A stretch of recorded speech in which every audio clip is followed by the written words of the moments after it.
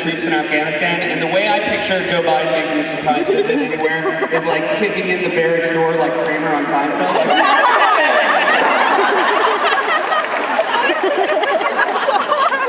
Like, 50% chance that before his term is over, Vice President Biden is going to get shot and killed by Secret Service while he's trying to pull off an elaborate prank.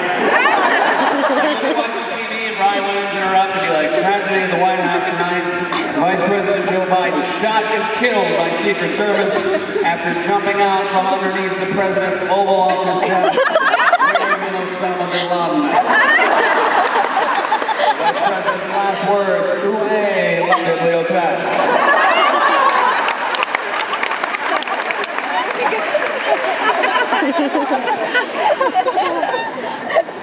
But it's great. It's great that Osama bin Laden is dead. I read something recently that made me really excited. You always read that martyrs and suicide bombers are promised 72 virgins in the afterlife if they martyr themselves.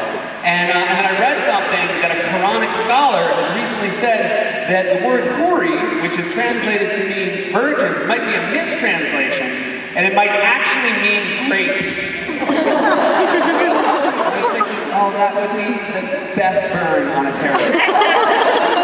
If they blew themselves up and then they got to the afterlife and they were like, "Hey, I'm here!" And they're like, "Oh, someone looks excited." It's like, "Yeah, I'm here for my hurry." And it's like, well, in that case, here I go,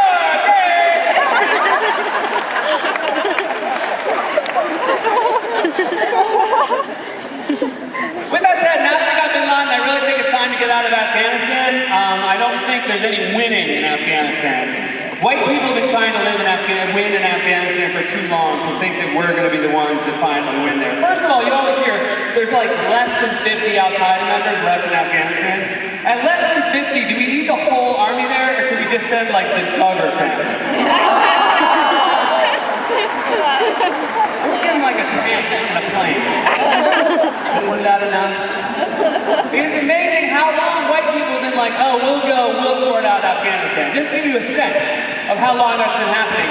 If you read the first Sherlock Holmes book, Studying Scarlet, the reason that Watson is back in London is that he was shot and wounded in Afghanistan. Fucking Watson was shot. And then if you go 40 years earlier, if you read Moby Dick, and Moby Dick Ishmael, the reason he goes to sea is he's bored by reading the same news every day. In the beginning chapter, he's reading a newspaper, one of the headlines is "Another Bloody Battle in Afghanistan." To give you a sense of how old Moby Dick is, when it was written, dick didn't mean penis. I think it's safe to say that if Herman Melville could be among us today, he would be super bummed out by that. Herman Melville, I have good news and bad news. All right, good news first. The good news, Moby Dick is still a seminal text. It's taught in schools. Still, it always makes the list of the top 10 novels of all time. That's great. What is the bad news? The bad news is that